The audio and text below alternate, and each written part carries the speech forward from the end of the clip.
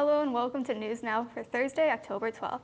I'm Larissa Marcelli and alongside with John Lozano. And today our first story starts off with the hurricanes. Hurricane Nate hit land around 12:30 a.m. Although it was only a level 1 hurricane, it still held winds up to 85 miles per hour. As to Hurricane Harvey, which has been stated as one of the largest natural disasters since Hurricane Katrina, has set up relief mission trips to the Houston area and will focus on helping families whose homes have been flooded and left for ruin. Updates on Hurricane Maria are not good. As construction workers say to the media, Hurricane Irma gave us a break, but Maria destroyed us. A couple of weeks ago on October 1st, a mass shooting broke out at Jason Aldean's concert in Las Vegas, Nevada. Stephen Paddock, the shooter, killed 58 people and injured 489 others. Police and other government officials are still investigating as to why this tragedy occurred. This latest shooting has renewed the gun rights debate across the country. Michigan State Commander Christy Kibbe shared a post to her Facebook wall that could cause her to lose her job. A few weeks ago, Christy Kibbe made a post concerning the NFL players who take a knee during the national anthem. She wrote a strongly worded statement calling these protesting NFL players entitled and anti-American degenerates. As of now, whether or not she will lose her job is still in question, while the governor and all other lawmaking officials get involved. The Michigan Department of Transportation is managing the 10th Street Bridge project in Port Huron. The issue with the 10th Street Bridge is that pieces and parts need to be replaced that are getting worn out. Also, they need to look a little prettier with a new paint job. The bridge is said to be completed in early 2018. Motorists and boaters may have to adjust their travel plans. Man, I heard that game was pretty crazy last week. I heard it was a good one. Let's toss it on over to Corey with sports. Thanks, John. MSU took a win against U of M with a final score of 14-10 in the rivalry game that took place Saturday, October 7th at Michigan's Big House. Even with the pouring rain, Michigan State managed to slip away with a close win. The Lions this past Sunday lost to the Carolina Panthers late in the fourth quarter comeback, but it fell short. The loss came because of offensive inconsistency from star quarterback Matthew Stafford. He was sacked 6 times, and receivers dropped a lot of passes. Stafford also suffered an ankle injury and high thigh injury last Sunday, but is expected to play this Sunday against the Saints. Little Caesars Arena is now open in the new Red Wing and Pistons Arena. They wanted to build many new features like the original letters from Olympia Stadium. The players' locker rooms are double the size of the old ones. We'll be right back after these messages. Recently, our country has witnessed catastrophic devastation. Hurricanes and flooding have upended lives and livelihoods.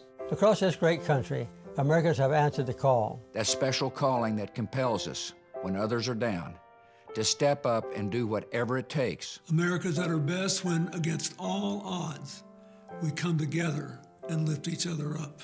Please donate to oneamericaappeal.org. America needs you. Thank you. Thank you. Thank you. Thank you. Thank you. Hello and welcome back. Larissa, I hear you have a pretty squeaky story for us. Yes, I do.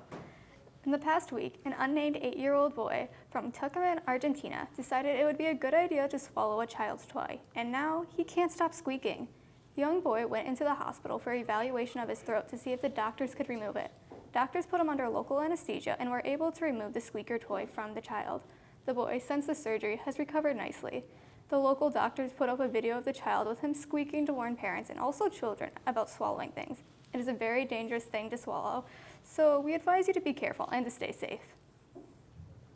With the help of a walker, crutches, and high spirits, United States Representative Steve Scalise, the Louisiana lawmaker shot during a congressional baseball practice, threw out the first pitch during the Washington Nationals playoff opener last Saturday in Washington, D.C. That helped raise the spirits of everyone on the field, fans and players alike. That was such a heartwarming story, don't you agree? Yeah, I completely agree. Let's send it off over to Tiernan to keep us up with what's going around the school. The girls' robotics team traveled to Wyoming, Michigan recently to compete in a robotics competition. They made it all the way to the quarterfinals, but unfortunately did not advance to the next level. The Marysville High School Regiment Band will be competing in a competition the next 3 Saturdays at 3 different high schools. If they have high enough scores, they'll go to Ford Field November 4th. We wish them the best of luck.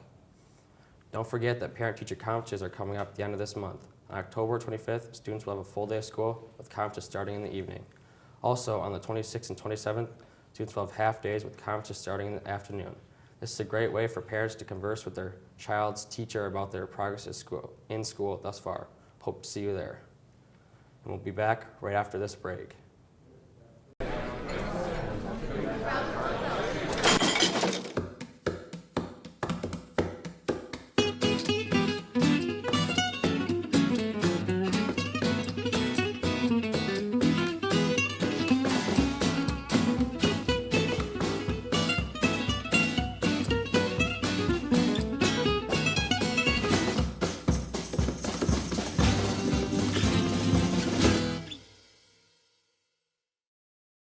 Welcome back to News Now for Thursday, October 12th. So Marshall, I heard you had some interesting tech news to tell us about. I certainly do.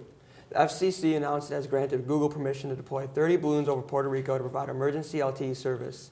An estimated 83% of cellular towers remain offline nearly 3 weeks after Hurricane Maria struck the island.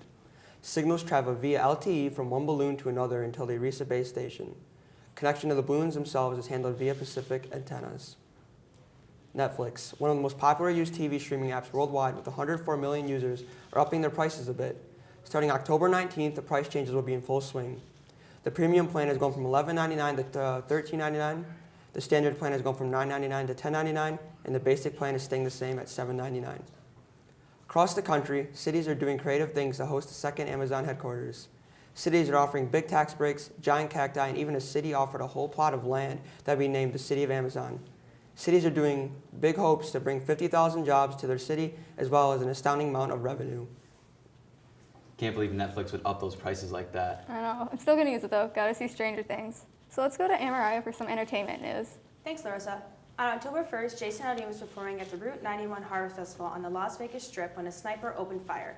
Several days ago, Aldean performed on Saturday Night Live. He sang I Won't Back Down by Tom Petty as a tribute to the Las Vegas victims who are still healing physically and emotionally.